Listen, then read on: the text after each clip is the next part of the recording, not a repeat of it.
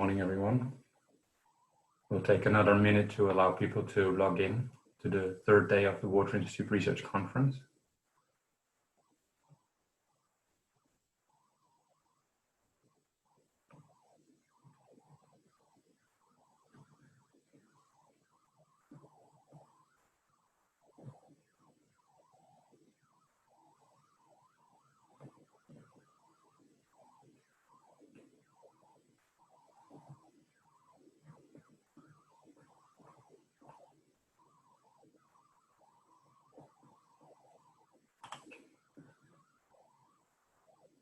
Good morning, good afternoon, good evening, where you are.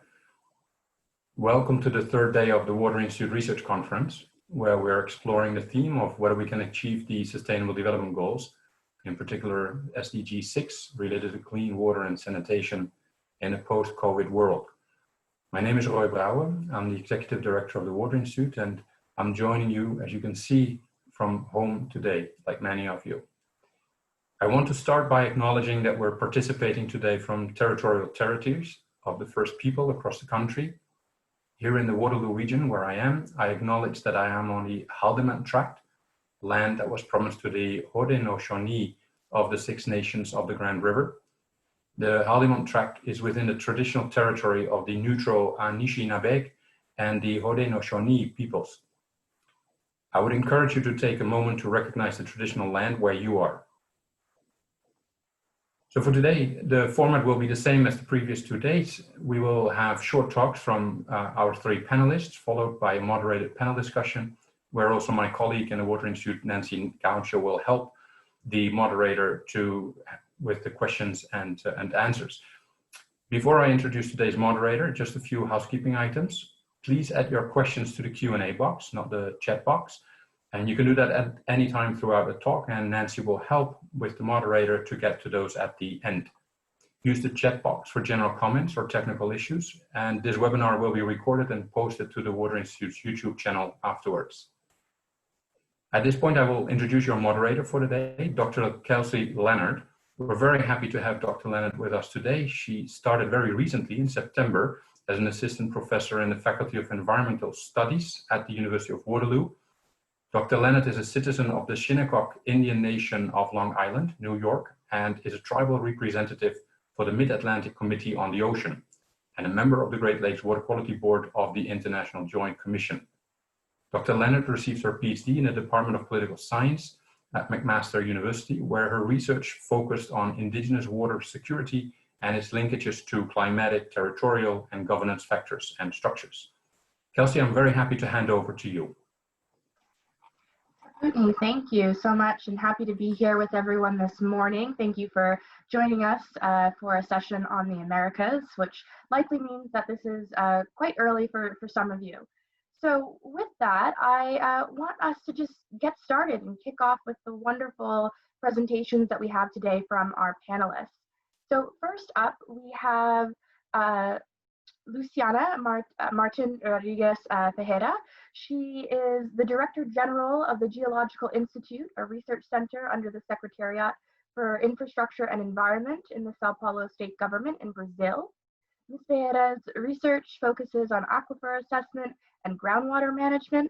And since 2010, Ms. Tejeda has coordinated the Technical Groundwater Chamber of the Sao Paulo State Water Resources Council, and has participated as a member of the Technical Groundwater Chamber of the National Water Resources Council.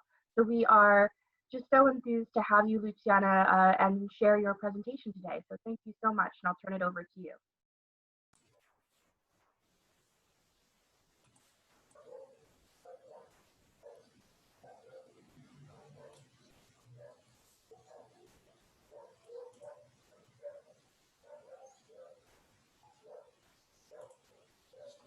Hello, everyone. I'm very happy, and it's an honor to be here with you enjoying this conference. Thank you for the invitation. Well, Geological Institute is a research institute linked to the Secretariat for Infrastructure and Environment for the São Paulo state government. Our mission is to do geosciences projects to subsidize public policies like water management, civil defense, and others. I will talk a little bit about water security in São Paulo state and the importance of groundwater and groundwater research to guarantee this security. Here we can see the localization in this map, in Brazilian map, the localization of São Paulo state. São Paulo is the most populated state in Brazil with almost 44 million inhabitants. 42 million people lives in urban areas and 1.6 in rural areas. São Paulo is divided in 645 municipalities, and the most part of the population lives in this region called Macrometrópole Paulista, formed by 5 metropolitan regions. Here is the São Paulo metropolitan region, and in this darker color, we can see the São Paulo municipality. São Paulo has a demographic density around 7,400 inhabitants per square kilometers. São Paulo has only 2.4% of the Brazilian territory, but 22% of the Brazilian population. So as we can see, São Paulo is a subnational government, but has a lot of people. It's bigger than much countries. The State Water Act dates from 1991. In this act, it was established the integrated water management system based in a three-party structure composed by state government, city government, and civil society. In this act, it was also established the watershed as a water management unit. The state is divided in 22 water resources management units that are organized in 21 watershed committees. The committees, as the state system, are also based in a three-part structure. They have regulatory and governing duties regarding the elaboration, establishment, and monitoring of the local water resource policy. This map in left side shows the urban water supply index from the municipalities of São Paulo state. In green are shown the municipalities with good index. That means with more than 95% water network. In yellow, from 80 to 95, and in red, that municipalities less than 80% of urban water network. The water company of the state of São Paulo is the largest operator of water supply services, present in around 370 municipalities. Private companies operate in 21 municipalities and municipal services in other 225 municipalities. Here we need to highlight that although in general the water supply indexes in the state are good, temporary supply interruptions may occur due to the flow decrease in the network or rationing of water in periods of drought. These problems of intermittent suspension of supply occur more frequently in peripheral areas of the city. Between 2014 and 2015, we had a long drought and a severe rationing was implemented during a few months in several municipalities, particularly here in São Paulo metropolitan region. In this other map, this other map shows loss rate of water in distribution systems. As we can see, water losses are a big problem all over the state. In this map, in the left side, we see the sewage collection and treatability indicator of the urban population. This index analyzes the sewage collection and treatability. This means that we have a lot of municipalities with 100% of collection, but the sewage is not treated. So we have bad indexes here in a lot of municipalities. In the other map, we can see the classification of landfills. Most have appropriate conditions and only a few inappropriated. This in red, striped red are inappropriated landfills. So in this case, we have mainly good conditions in the state. Talking about water demand, here you can see the water use condition in relation to natural minimum flow in the 22 watersheds.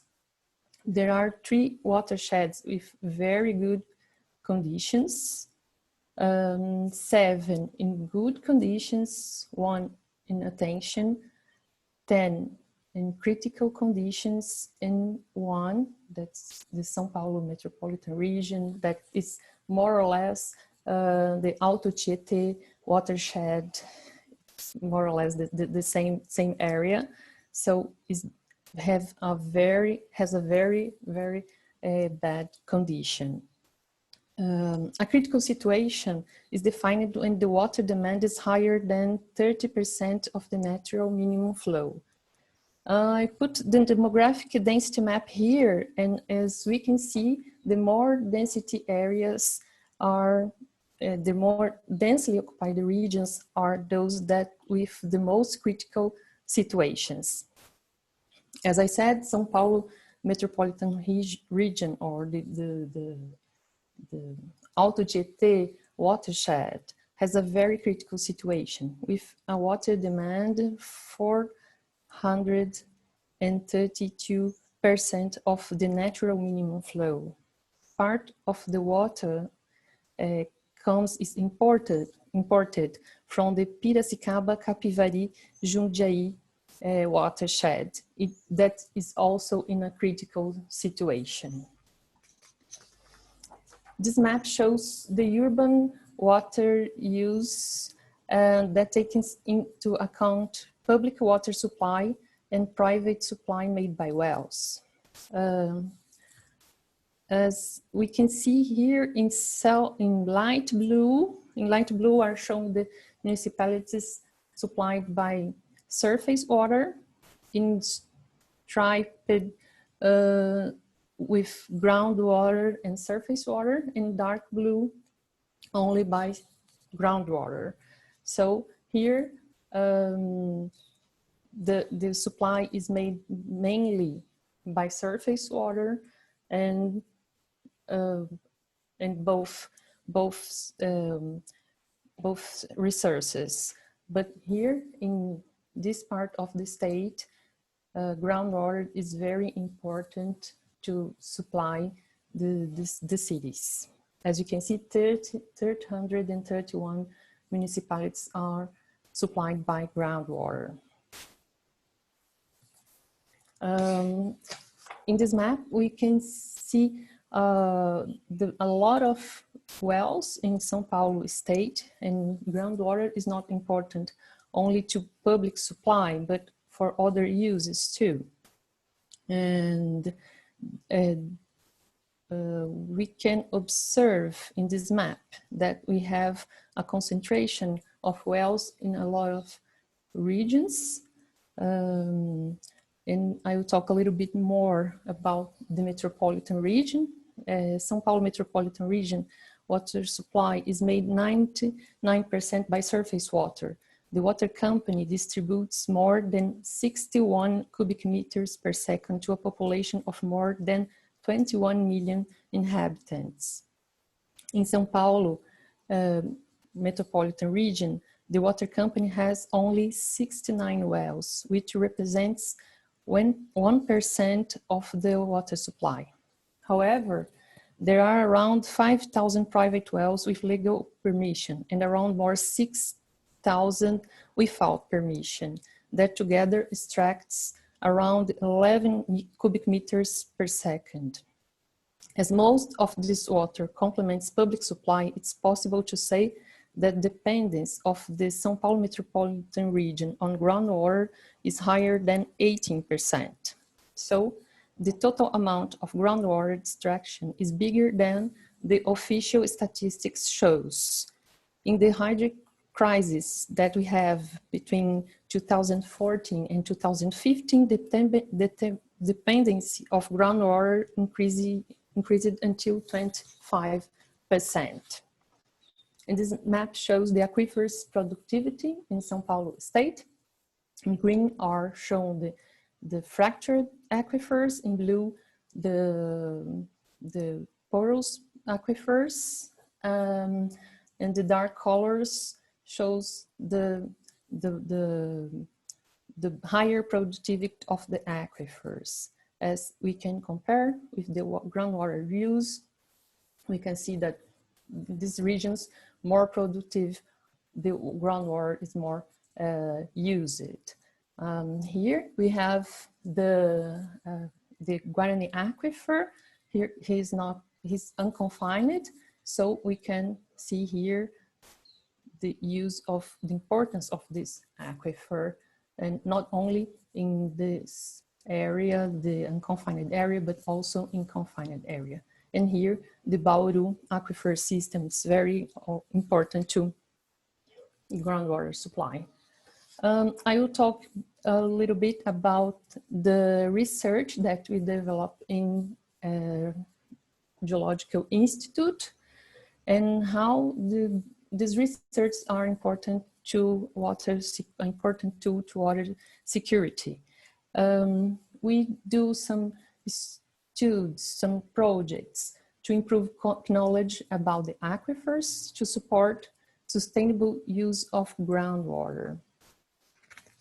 We also do studies to improve water management. For example, studies to identify the potential areas to explore the Tubarão aquifer, where it's observed an increased demand to supply the urban areas and the occurrence of ancient or fossil groundwater. This region is located in the Piracicaba, Jundiaí, Capivari watershed that has a problem, a critical situation in water demand. We do also projects and studies to subsidize small municipalities. For example, so small municipalities don't have technical team able to calculate the wellhead protection area of its publicly supply wells. So we developed a project to calculate these areas to these municipalities. And in this first phase, we did to 120 municipalities, and in the second phase that we are doing right now, 30 municipalities is being studied. The result of our projects subsidize the water resource planning, the economic and ecological zoning, and other public policies. So we participate of a lot of groups focused in water security. We also participate in groups and develop projects focusing the public health. Groundwater contamination by nitrate is a big problem in most aquifers in São Paulo state, but particularly in Bauru aquifer system. The nitrate comes mainly from sewage leakage in the old sewage networks.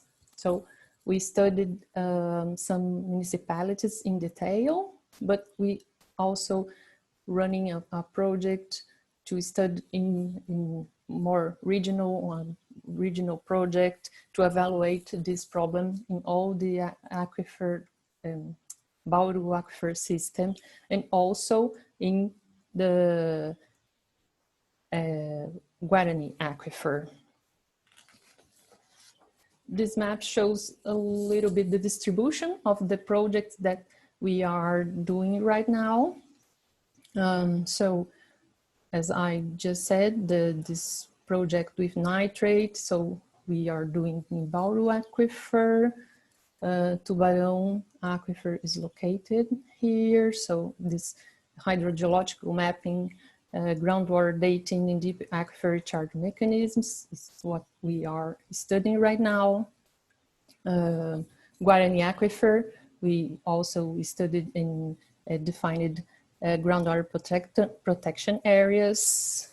We studied also Serra Geral aquifer and crystalline aquifer, evaluating fracture analysis and conceptual models to support and understand better the groundwater flow. And in karst aquifers, to subsidize cave protection.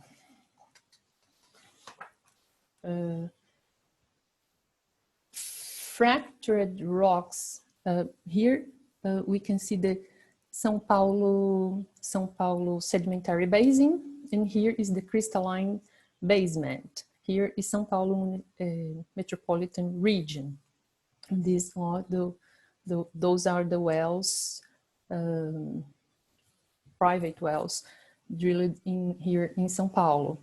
During the crisis in 2014 and 2015, the water company asked for a study to find best areas to drilling wells in the fractured rocks, in the fractured aquifers. So we did this project together to the groundwater research center of the São Paulo University to find those areas to locate wells, mainly to support the groundwater supply in this expansion urban area. I will quick run a little bit because I'm late. Yeah, we are also doing a knowledge transference course because groundwater management and to know about groundwater is very important, and we need to do this to better this knowledge in the watersheds. In this year, Trata Brasil Institute published the report about the water demand in São Paulo. So only if you consider only the economic growth, we will have an increase of up 11% of demand of water in São Paulo state. If we consider the water losses, this amount will be bigger. About the increasing temperature, Ferreira Filho studied, observed increasing temperature in São Paulo in last 30 years. Of course, like in other places in the world, this extreme climate event is related to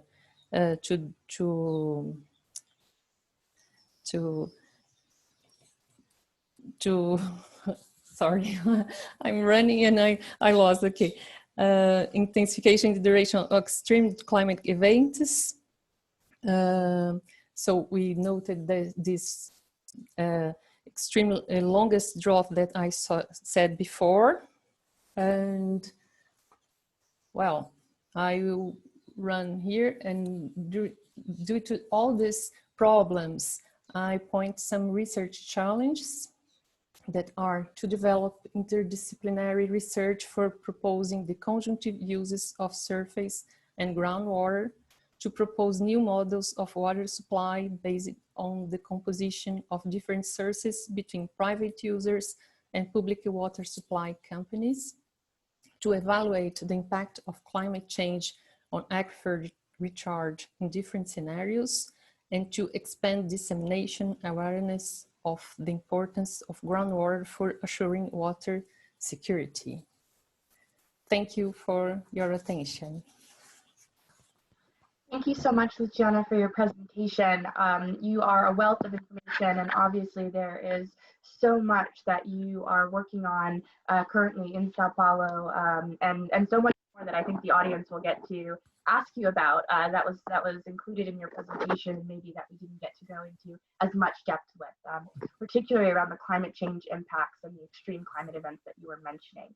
But as we transition, I'd like to introduce our next panelist, and also just as a reminder for folks that you can ask your questions of any of the panelists in the Q&A box, and we will be sure to answer them at the Q&A portion after all three panelists have presented.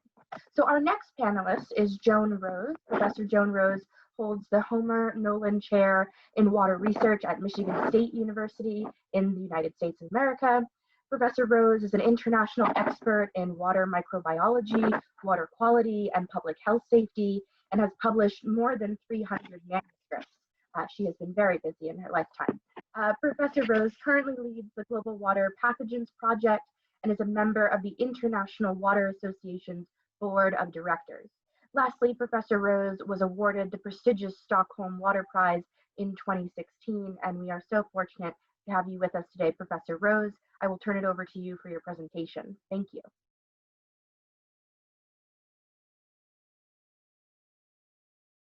There I go, unmuting.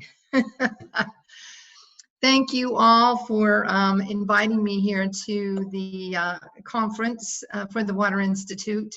And I'm sorry we don't get to be together. That's always a pleasure to exchange ideas. But at any rate, I thought I'd give you a very quick overview of what's been going on in the world of environmental virology. All right, so my slides are not advancing.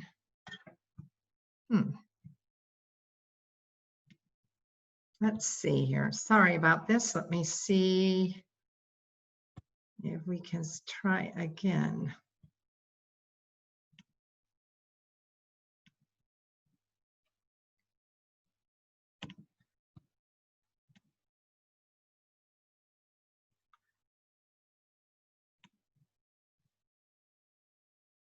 All right, let's try again.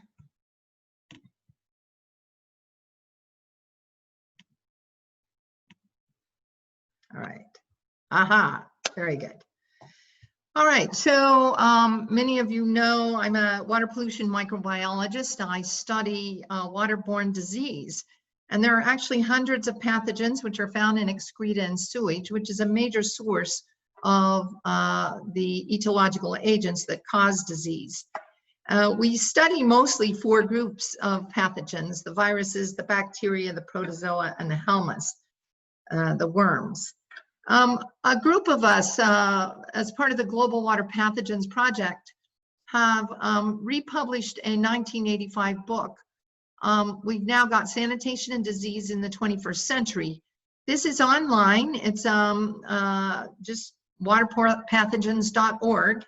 And we now have the published book with about 115 chapters of various tables and resources to really guide what's going on with a focus on sanitation under the new sanitation and sustainable development goals. One of the sections, of course, is on viruses. And there's about 9 chapters in this book on viruses: adenovirus, the hepatitis viruses, noros, the papilloma and polyoma viruses, of course, polio, enteroviruses, rotavirus and astroviruses, and then sort of a summary of viruses and their emerging, new emerging identified enteric pathogens. Each chapter tries to address the disease burden around the world, what we know about these viruses, of course, their transmission, because these viruses may be transmitted by a number of different routes. What detection methods are being used for the study of occurrence in wastewater, their persistence, and of course, removal by wastewater treatment and disinfection. And this is just a snapshot. These are the chapters try to get at quantifiable data around the world. But of course, these studies are in different wastewater plants, in different studies at different times. So it's a snapshot globally around what's going on with viruses and what percentage of the samples are positive and what kinds of concentrations are we finding in wastewater. Now, let's move to the Coronaviridae family, because this is a unique virus, and the environmental virology world has just come on board in the study of this virus in wastewater. So why? You know, this is a family of viruses with positive sense single-stranded RNA. I think, you know, based on the news and this global pandemic, it's probably the virus that people know the most. They see it on TV. They actually show the virus on TV. Now, it's unique compared to many of the viruses we study in that it has this envelope layer. So it's a nucleic acid, RNA, a very simple nanostructure surrounded by a protein capsid or protein coat. And then finally, this particular virus has an outer envelope layer with these spiky glycoproteins. And that's unique to this family. There are many viruses in this family, and they're found, of course, in humans and many different animals. The very first coronavirus was identified in 1932, includes the common cold. But the ones that we remember in more recent times are the newly emerging coronaviruses. The SARS, which caused the outbreak in 2003, was also very global, and MERS, the outbreak in 2012, and these all belong to the Coronaviridae family. We're now dealing with SARS-CoV-2. That's the name of the virus. It causes the disease COVID-19, and this was named and identified early in 2020 as we started seeing this disease emerge in China. This screen shows you, of course, what's happened in the United States and other countries. Brazil is on here, Luciana, and so it's quite interesting, you know, what's happening in different parts of the world. And this green line shows, oops, there goes my dogs. This green line shows the, it's okay. The cases, increasing cases. This first case is in March, early March. We think maybe there were cases here before. The very rapid increase, particularly in cities where they have international hubs, like New York. It sort of stabilized and then started to come down, and now we're in this second wave and throughout the United States. Now, this virus is very unique because it replicates in many different cells in the body. So, of course, it replicates in the pneumocytes and the alveolar macrophages, the mucosal cells, in the respiratory tract. And this is where we get a lot of the symptomology and the disease. But it also replicates in other cells and blood vessels and in the intestinal tract. So it was found early on that this virus could be both quantified using molecular tools in the nasopharynx swabs, in throats, in sputum, in saliva, and of course in stool, in feces. And it's been suggested that there's prolonged viral excretion, both from asymptomatic and symptomatic individuals, and that we could use this assessment to assess the infection in community. Early on, there were also early studies that showed that the virus was detected in sewage at various concentration. Now, these different bars represent the gene targets. So this, of course, is being measured, the virus is being measured by polymerase chain reaction, the way we copy, like a photocopy, but we copy the genetic material inside a particular organism. And we can copy very specific genes that are specific to, for example, this virus. The N1, this blue, and the N2, these are two genes that represent the nucleic acid, are found very specific to SARS-CoV-2.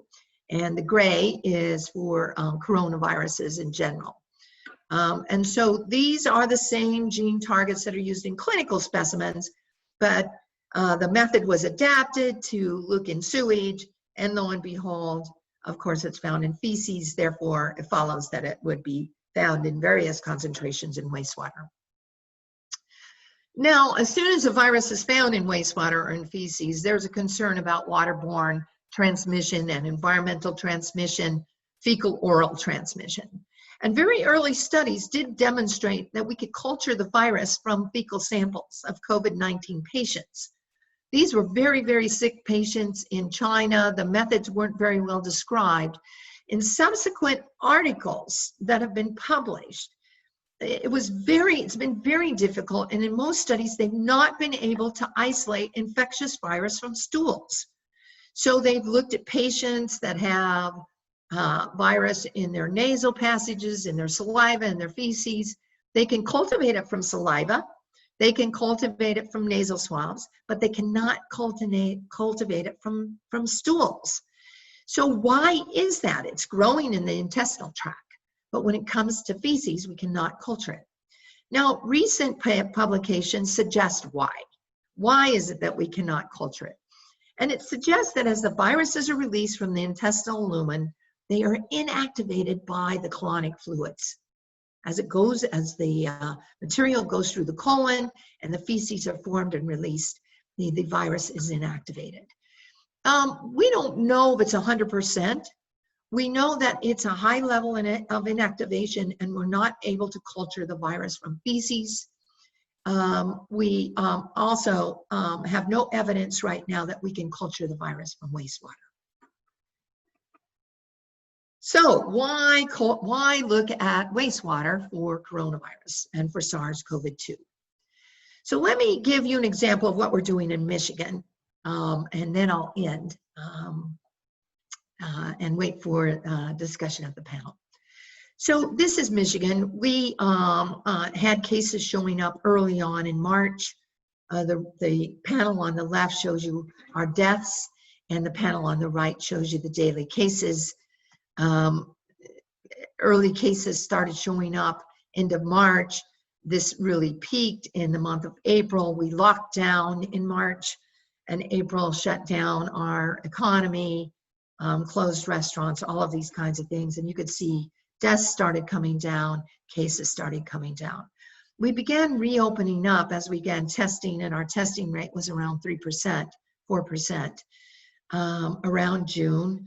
You can see June and July, summer holidays, other events, we started seeing an increase in these cases. So we've been doing wastewater sampling. And this is because we think we can follow the disease in the community by looking at the wastewater. So it's a way to do community surveillance. We know that both asymptomatic and symptomatic individuals excrete the virus. The health profession is trying to catch up with testing to see how many people are really infected, but they're missing people, and people aren't always going in to get tested, especially if they're asymptomatic. They don't know that they have the virus. So wastewater sampling is a way to look at infection in the community. So this is standard wastewater sampling procedures, either a grab sample from a manhole, in a watershed, on the sewer shed, I should say, or a 24-hour composite at the sewage treatment plant. Right now, we've been doing weekly samples, but many suggest we should be doing this more frequently if we're going to have early warning and really follow what's happening in the community. Some are doing daily sampling to start this out. Samples were shipped overnight to our lab, and we have been storing them, although I've seen recent data that the freeze thaw does decrease the signal. So this may be an issue. We're using what we call digital droplet PCR. I've already mentioned that polymerase chain reaction is a way to copy or make copies of the targeted gene that you want to look at. The digital droplet does this in tiny little droplets and uses a most probable number approach to quantify the concentrations of the virus in the sample. So it gives us good precision and also less interference from the sample itself. As you can imagine, untreated sewage, which is where most of the samples are coming from, has a lot of other materials in it. Now, I just want to show you some quick data. We've been measuring the campus. We didn't have any students on the campus originally. They were all sent home, and we were online. We then had our summer session. The fall session brought some students back to campus, but not at full capacity. We only have about 3,000 students on our dorms, and we could have as many as 20,000. So many of our students are still online and living off campus or at home. We've identified 14 sites which can isolate the dorms, and we've started with 4 sites. The wastewater system here is also unique in that the wastewater from the city of East Lansing runs through our infrastructure to the wastewater plant and also from Meridian Township. So these are 2 places where the faculty, the staff live, a lot of the students live when they're off campus. Now, as we opened up, we made some national news in regard to one of the early outbreaks associated with bars. And as you can see, no social distancing, no masks, and this led to an outbreak now of more than 200 individuals. 80% of those individuals lived in East Lansing, and about, or 60% of these individuals lived in East Lansing, and about 40% lived elsewhere and then went somewhere else to spread the disease. So this really led to closing back down the bars. Now, what happened in our wastewater? Now, as you recall, we didn't start wastewater monitoring until May here. March and April, the cases were going up. We realized we had a problem. We started investigating methods. We got permission to start up our laboratory at the university when the university was shut down, and we took the first samples in May. And we did show some positives. These are the 2 different genes, the different symbols, the square and the green are the N1, N2 genes, and then the different locations on campus and then off campus. So we saw the virus a bit high. It started to come down in the subsequent weeks. And in fact, on campus, it came down. We did have a few people still remaining on campus over the summer. And at the spring, they didn't have any other place to go. But really, it all came down in May and June. And throughout June, we found much negatives until June 15th. June 15th, we got a very high spike only in 1 sample in the East Lansing sewage. Afterwards, it came back down, but subsequent to that, it came back up. It's been bouncing around and has been increasing. We've also started to see then some cases show up in our dorms and also in Meridian Township.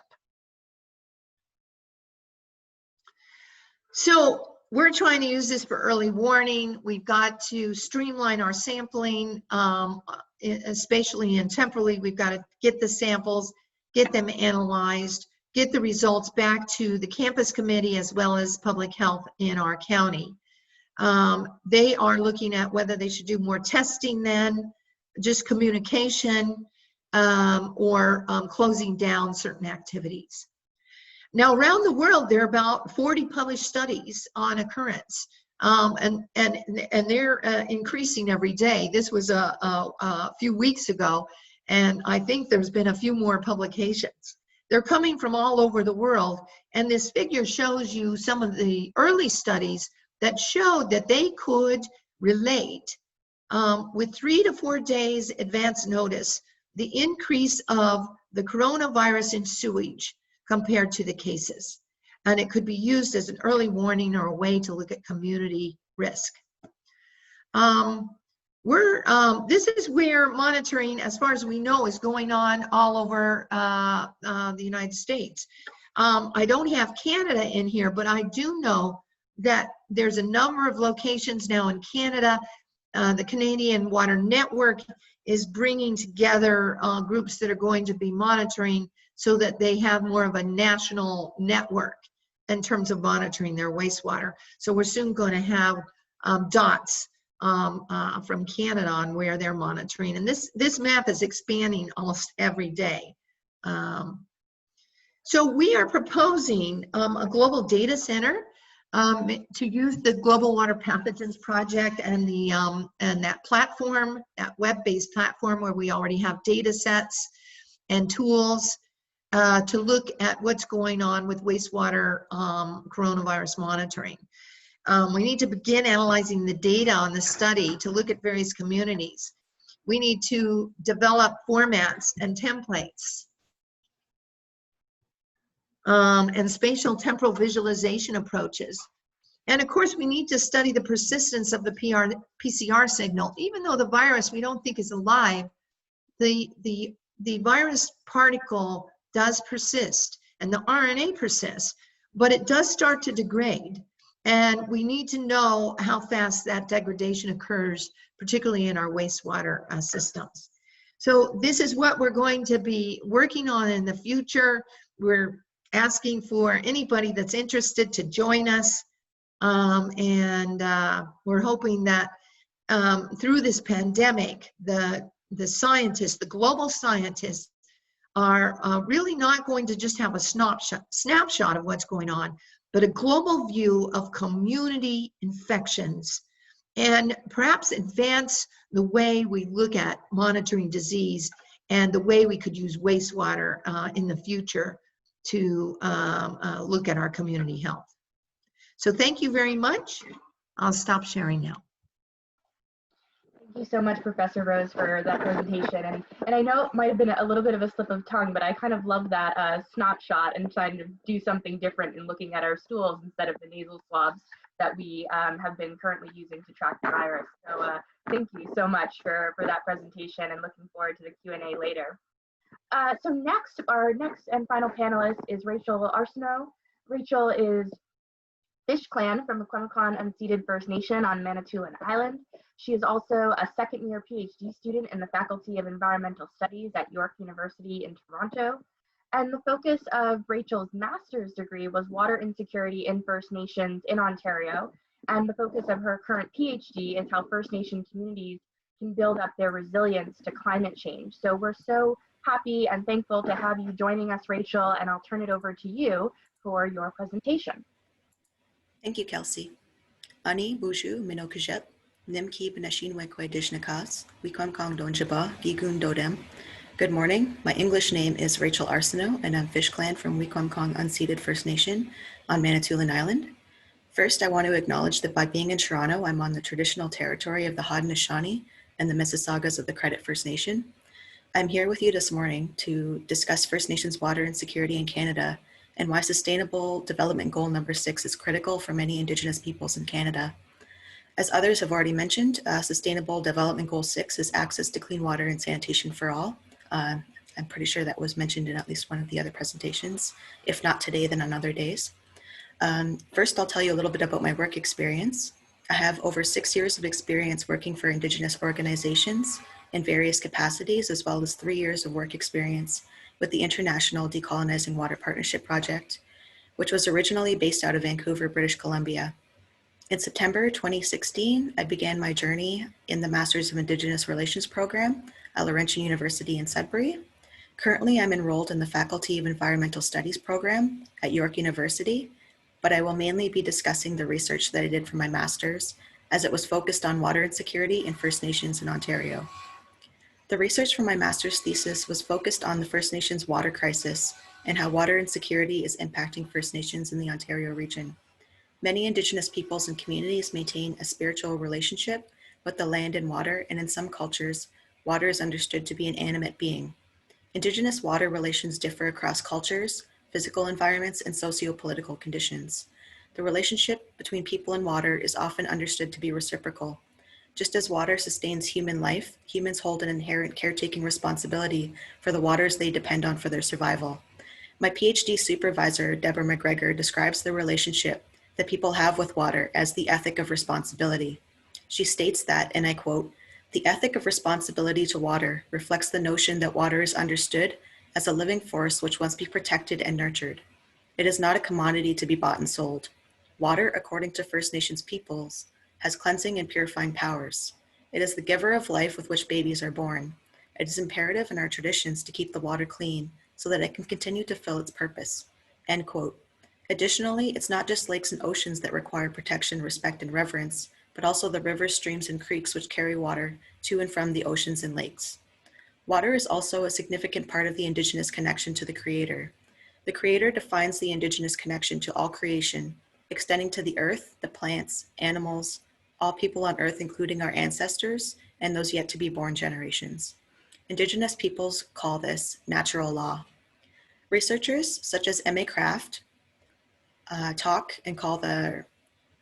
call the natural law Nibe and Nakanegewin. Craft describes this as, and I quote again, the laws which govern interactions between beings. In the Anishinaabe law, we expand our understanding of being to include life forms such as animals, plants, rocks, or in other words, anything that has a spirit. Spirits are considered to be beings with whom we interact. Anishinaabe law considers the interaction between and within these beings and understands them to be governed by spiritual, natural, and customary laws. Sacred law is the law that is handed down to us by the Spirit. Natural law is dictated by what we observe in nature and that behavior which we model ourselves by. End quote. In October 2008, the Chiefs of Ontario released the Water Declaration of the First Nations in Ontario. This document clearly articulates the Indigenous relationships to water shared by 133 First Nations communities in Ontario. Despite the numerous cultural and linguistic differences for each of these communities, there is a shared relationship to water, a shared requirement to protect water for the animals and for current and future generations, a shared right to water and self-determination, and a shared right to water in treaties.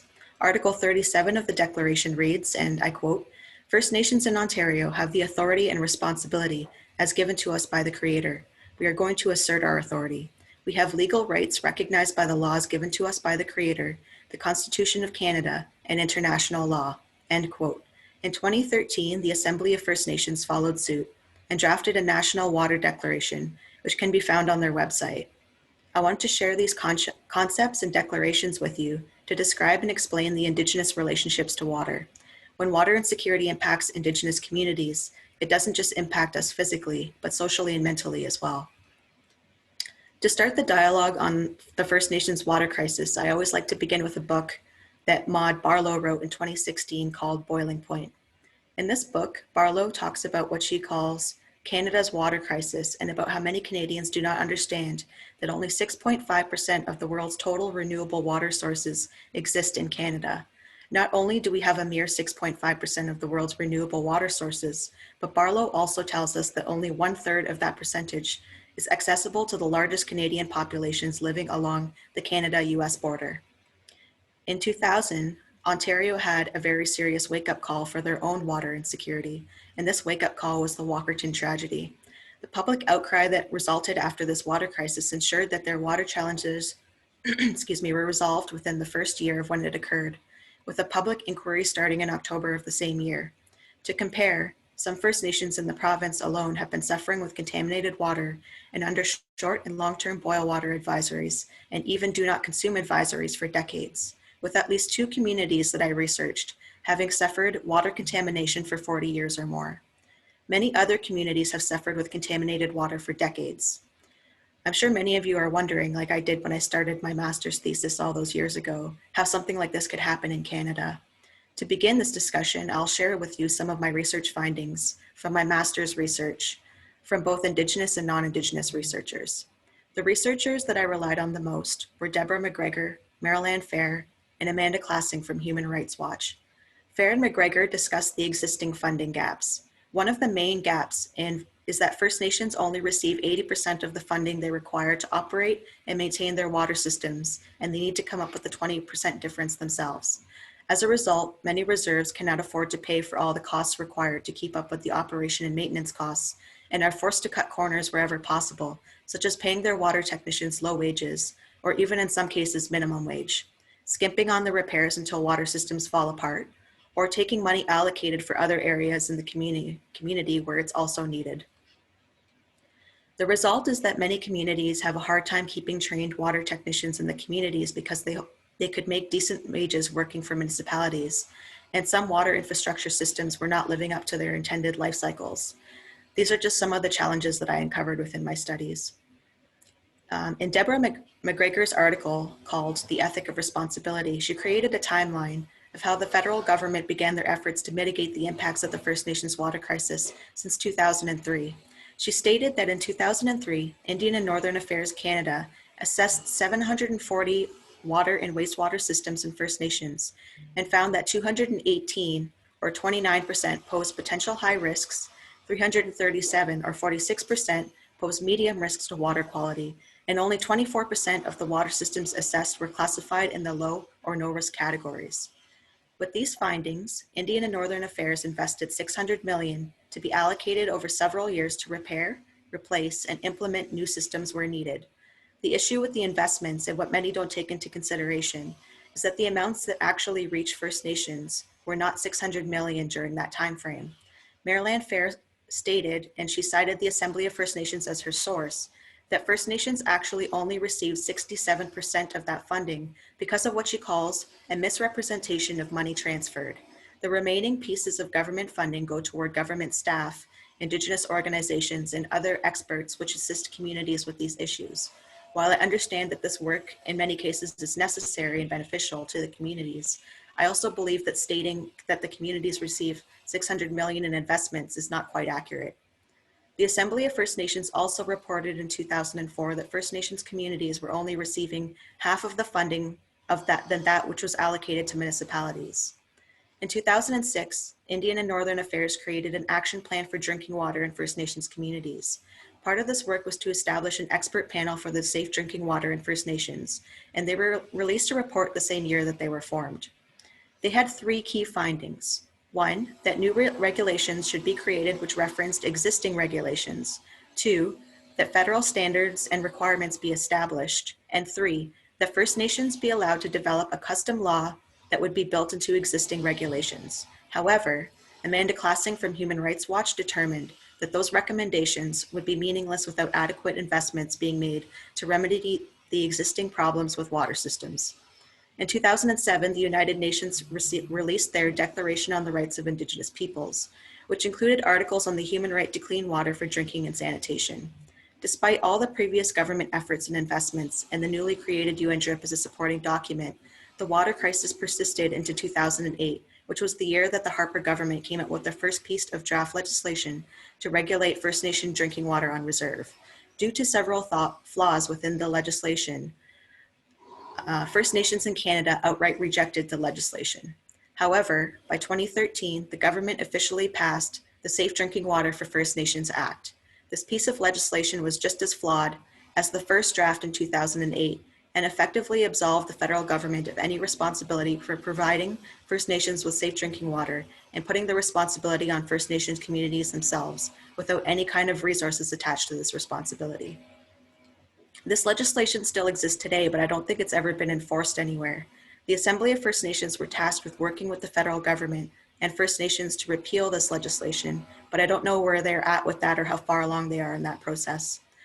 This document is also of great concern to many Indigenous community leaders who fear that anything that any injuries that come to community members as a result of contaminated water from consumption or sanitation could result in them being persecuted in some way.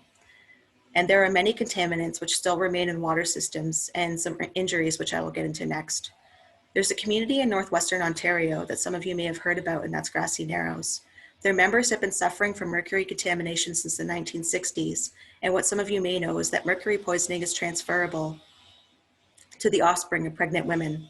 They have had media attention on and off again throughout the years, but the reality is that it was decades before any of them were compensated for the diseases that came with the mercury poisoning.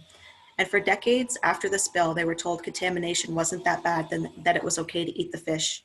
In 2016, Human Rights Watch reported that rashes were appearing on the skin of children who bathed in the community water supply.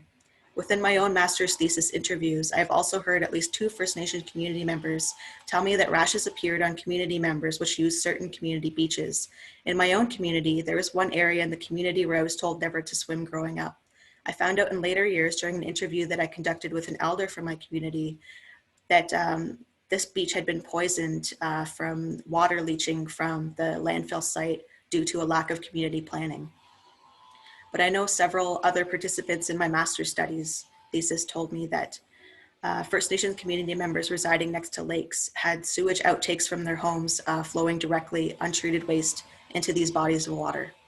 What many people may not realize is that water insecurity in First Nations communities also impacts housing. Communities with water treatment plants operating at max capacity or without access to water in general cannot build new homes.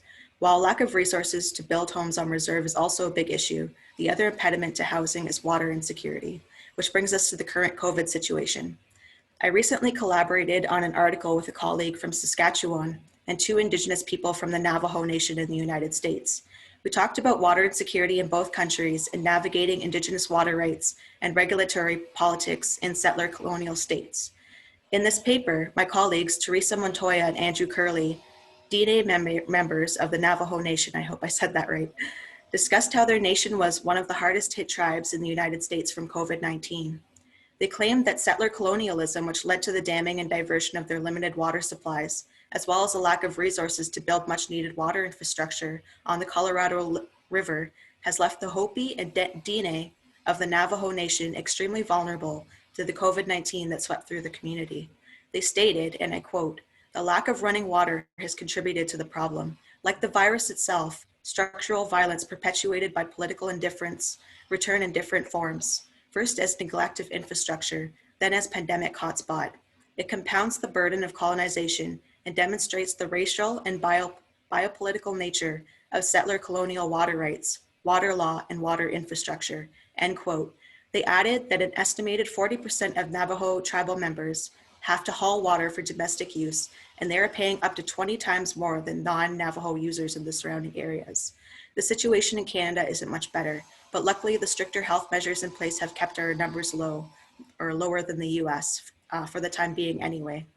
Some of you may have heard First Nations express concern over the overcrowded living conditions on reserve and the lack of water for sanitation since the beginning of the pandemic. There are documentaries like the one Alanis Obamaswan did on the peoples of the Ottawa-Piscat River, which demonstrate just how bad the housing conditions are in many reserves. The documentary highlighted that in Ottawa-Piscat, the housing shortages were so severe that sometimes several families would be living under the same roof. Many of the homes which fall into disrepair or homes that should be condemned are still being used in communities because of the housing shortage. Many social issues in First Nations are also linked to water. There are 2 reports released by the province of Ontario and the federal government which demonstrate how the lack of clean drinking water for drinking and sanitation is linked to missing and murdered Indigenous women and girls, and the inquest into the death of 7 First Nations youth in Thunder Bay, Ontario. Access to water for drinking and sanitation is one of the social determinants of health, and I don't see how Canada could begin to have discussions on reconciliation with Indigenous peoples until the health, education, social gaps are addressed, and each community has access to clean, potable drinking water. It is my hope that the federal government continues on their path of eliminating all long-term boil water advisories by 2021. It is also my hope that they look at the other factors of water insecurity in First Nations after they have eliminated the long-term BWAs, such as water treatment plants operating at capacity, supplying communities reliant on water and wastewater trucks with water systems, and adequately resourcing communities to get a better handle on community planning for those communities that don't have community plans in place. Communities need resources to protect water and enforce stricter water protection measures where they are needed. Thank you, and I'll be here to answer any questions. Wonderful. Thank you so much, Rachel, for that presentation. That was fantastic and spot on for time. So we gained back a little bit there. So with that, we're going to transition now into our open discussion with the panelists. Many of you have contributed questions into the Q&A box. If you, after now just hearing Rachel's presentation, if you have additional questions for Rachel or for either of the other panelists, Luciana or Joan, please add those questions into the Q&A and we will do our best to have them brought up and answered by the panelists. So with that, I am going to, again, just thank all three of our panelists for 3 wonderful presentations. It really does give us a cross-continental view of the current state of water and SDG 6 as we open this discussion. And so with that, I would like to turn over to Nancy to help facilitate some of the questions that we've had come into the Q&A. Thanks, Kelsey. Well, the first question's I hope is a simple one for Luciana. You were talking about exceeding minimum flows on this in San Paulo region. And so someone was wondering what the definition of natural minimum flow is that you were using.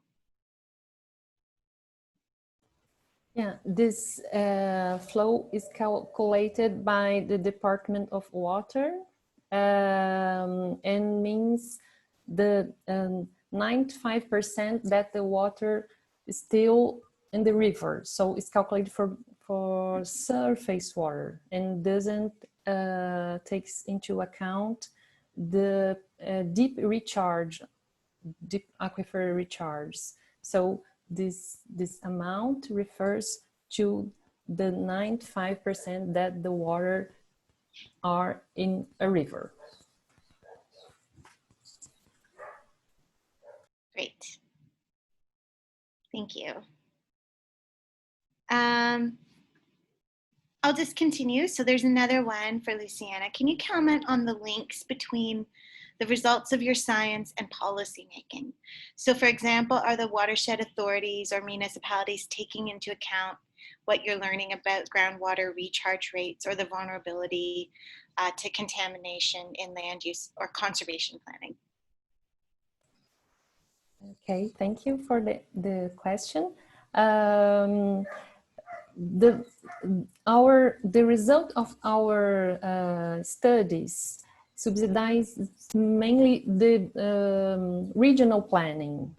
So the state regional water management planning and the watersheds planning.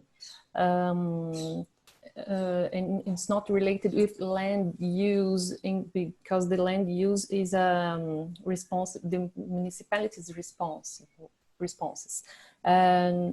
But we run sometimes local studies. For example, we developed some years ago. I studied in Ribeirão Preto's municipality.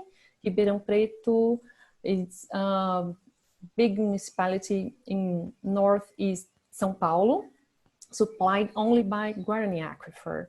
But they have a problem because there are a lot of wells and it was observed a drawdown, a very, very influence of all the pumping wells in the water level. So we made a study there, and the result of the study with other studies, the watershed committee made a regulation, and so from now it's already more than 10 years. Only public water wells can be drilled, and so they made a restriction with the result of our project. Wonderful. Thank you for that answer, Luciana. Joan, Professor Rose, you had a question that you had answered in the Q&A, but I think it's a fantastic question. I'd love to bring it up for the audience to hear a bit more of how you answered. The question came from an anonymous attendee, and it said, can you comment on the historical and current relationship between wastewater engineering or sanitation and public health? In other words, have wastewater surveillance methods influenced public health actions? Does your current research have linkages to officials who are responsible for state or local public health measures? So, I think in short, that question, is really trying to get to a better understanding of how your science is influencing public health action in real time. Right. And it was a very good question, because I think historically we have used wastewater, building sewers, and then building wastewater treatment and treating wastewater. So we take the feces out of the community, right? So it's always been a public health profession, right, to improve the health. And it's shown that when you add sanitation to a community, you decrease these enteric diseases and waterborne diseases, you improve hygiene, and you decrease the potential for contamination of river systems and lake systems.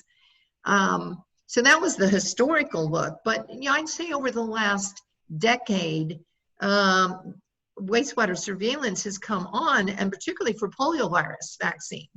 So as they started implementing poliovirus vaccine, especially attempting to eradicate it from South Africa, or from Africa, the African continent, and from Asia and other places, and they used wastewater surveillance to look at both wild type and the vaccine, to look at what was happening with the community as they implemented the vaccine.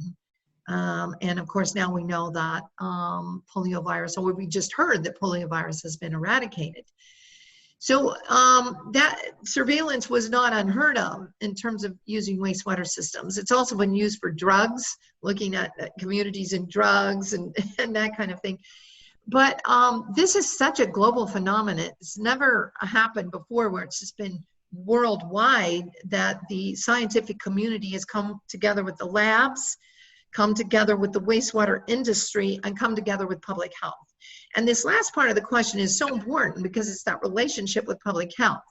I mean, we can monitor, we can find out new science, develop new methods, new models to relate our sewage, calibrate our sewage concentrations to disease in the community. But ultimately, can we operationalize this so that it feeds into a public health action plan? And public health may want to just communicate, say, hey, people, infection is increasing, wearing your masks, social distance. They may want to close down certain activities. They may want to protect vulnerable populations that are vulnerable either from rapid spread, like correctional facilities or nursing homes, and severe outcomes, of course, because those are the individuals that will end up in the hospital and potentially even die. Or they may want to implement more testing, strategic testing of the population, because of course, their resources and time are limited as well. So these are some of the actions, but we still have a long way to go to actually take wastewater from different communities, the signal, and link it into the local public health action. And that's what we're working on now. And that's one of the biggest barriers. It was an excellent question, because that's where we need to spend our effort. I think we've got methods, and the methods are going to be tweaked and optimized, so on and so forth. But I think the real effort is really this linking of our science and what we're doing back to public health and action. Wonderful. Thank you so much for that answer. And it sort of begs a little bit more of an additional probe there. What I've seen from so far, I guess maybe in news coverage and media, is that this methodology and the science is being utilized predominantly by universities, if we kind of think of them as sort of microcosms of, metropolitan areas, little mini cities in and of themselves. Are you actually seeing municipalities or other localities, either in the US or elsewhere, that are utilizing sort of your science and the scientific method that you're deploying to sort of survey wastewater? Yeah, so there's a national program in the Netherlands that's moving forward for all the wastewater plants to look at as they open up. And of course, you know, there's a lot of traffic in Europe, a lot of people that move around and can bring the disease in. So they want to use it for that. And they have a nice dashboard. But also some states in the US are setting up dashboards. Ohio has set up a dashboard to look at wastewater systems. They've done it where they're using only their state lab and selected cities around the state to monitor the concentrations. And then in Michigan, we're setting up about 15 labs. And these labs are going to link with key municipalities, correctional facilities, and other groups. We're also looking at whether, you know, we can link with the Native American communities.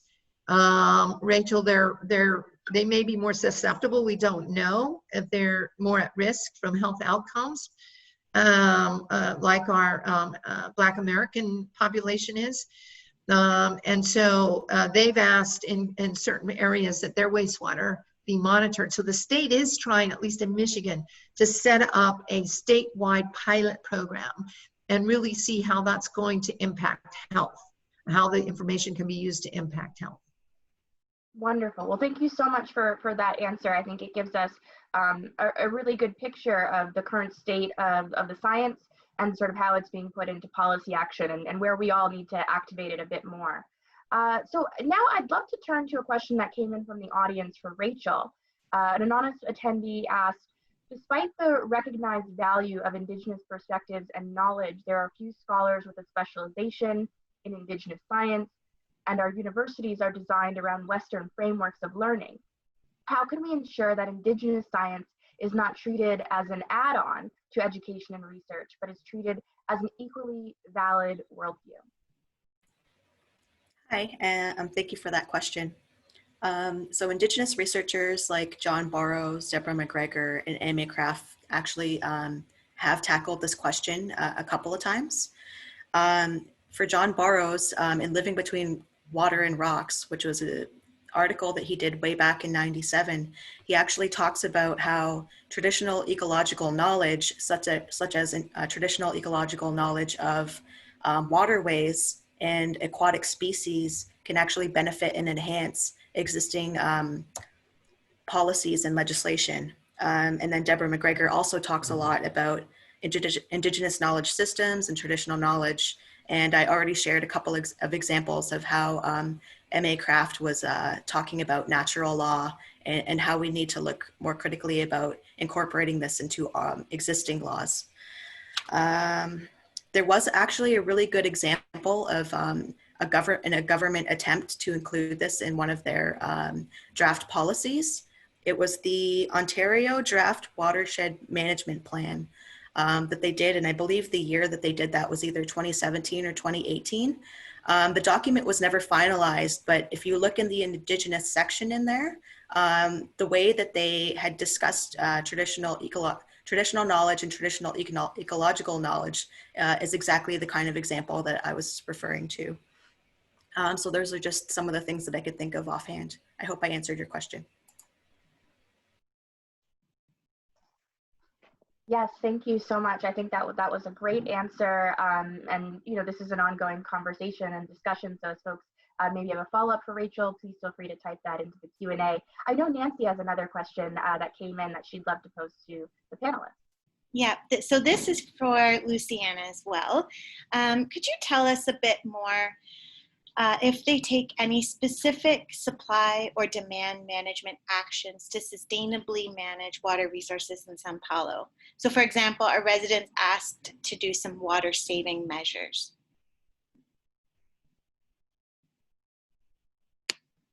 Oh, you're on mute. Yeah, sorry. Well, the water management and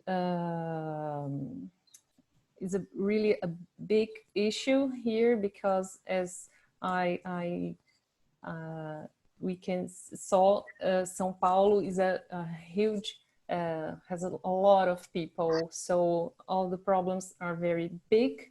So what we are trying to do is of course, we have a lot of studies, and we know a lot of our state and the disponibility of water, but I think that we need to do better work together, interdisciplinary work, and including the points that research challenges I listed. I hope that we can find the solutions. We are now working together in a project proposal together with the research, groundwater research center of the São Paulo University and Water Institute and another institutions here. So I hope we can find new methods to find water supply, so finding solutions together with ground and surface water, the necessity we need to widespread the knowledge about groundwater and its importance to the communities and to states. So I think that we have to do a big we have a big work to do. Great, thank you so much. I'm going to pose this next question to Joan. There's a couple more in the chat box that I'm going to combine here for you.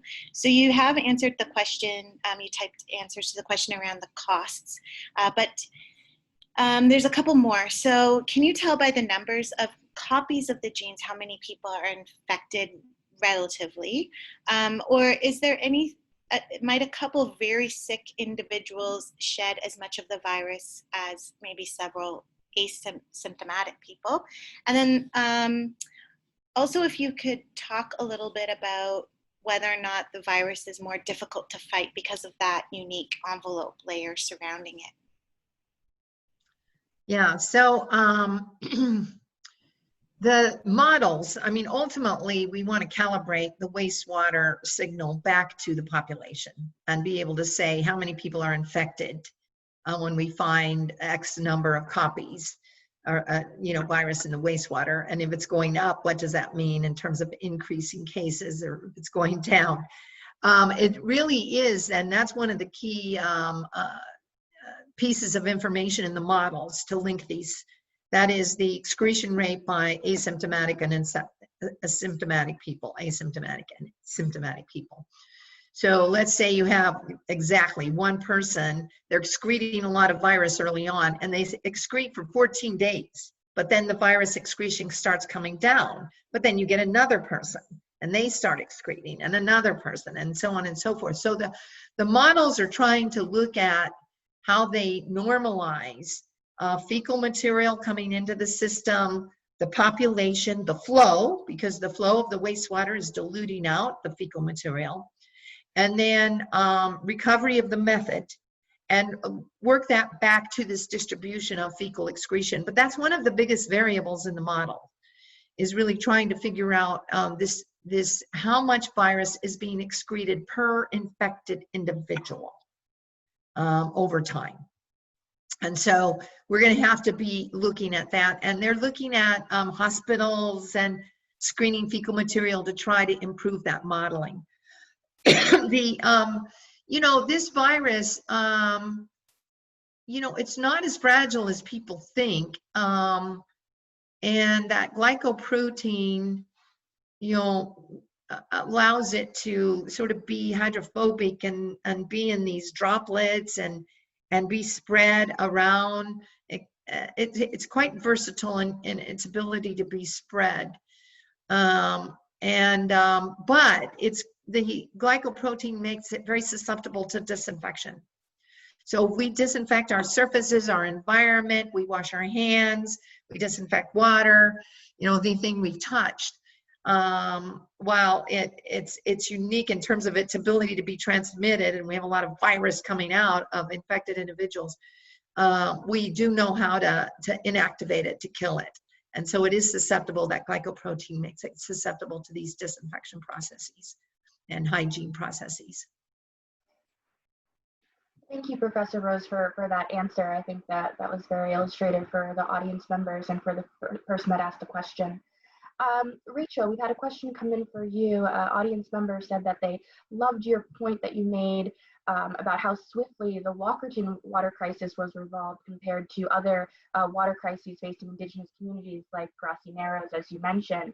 The audience member asked, why do you think governments, particularly governmental institutions, environmental agencies of the federal governments of either the United States or Canada, are kind of falling flat on their faces to remedy or rectify these issues and crises that are facing Indigenous water communities, Indigenous communities related to their water? And I think in particular, there was some recent news coverage, if we kind of tie this back to the Sustainable Development Goals and SDG 6 on access to water and sanitation.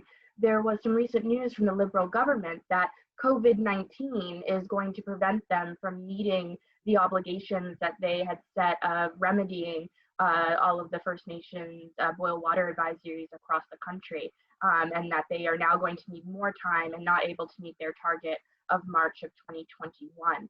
So I just want to turn that over to you to see your thoughts and ideas related to that question. Okay, thank you, Kelsey. And I apologize for all the background noise. There seems to be some construction going on nearby. But really, there's a short answer to that, and that's funding and resources. So the Ontario First Nations Technical Services Corporation did a cost analysis of how much it would cost to repair or implement water systems in communities that needed this kind of assistance. And it was in the billions. And unfortunately, you know, I don't see where we could come up with that kind of money. I know OFNTSC also proposed as many private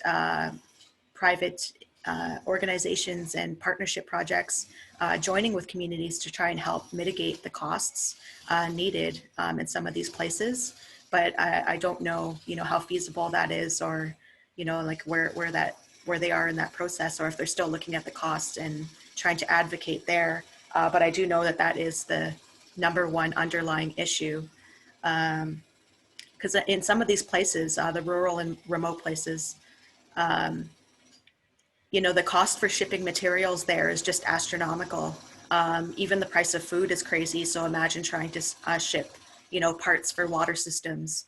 I can't even imagine the cost, but I know that is a big problem. Well, thank you so much for that answer. And thank you to all of our panelists for your fantastic presentations, and then an even more stellar Q&A session with our audience and all of the attendees for today.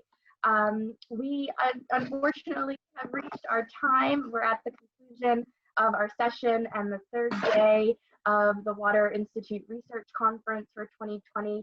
We just want to again thank all of our panelists today, all of our panelists from the past few days, and to our staff team, Nancy and Allie in the background, as well as Roy Brower and other folks from the Water Institute for making today and the past few days such a successful conference. So on behalf of myself, thank you, and we so appreciate everyone for joining. That adjourns our third day of the conference. Thank you, Kelsey.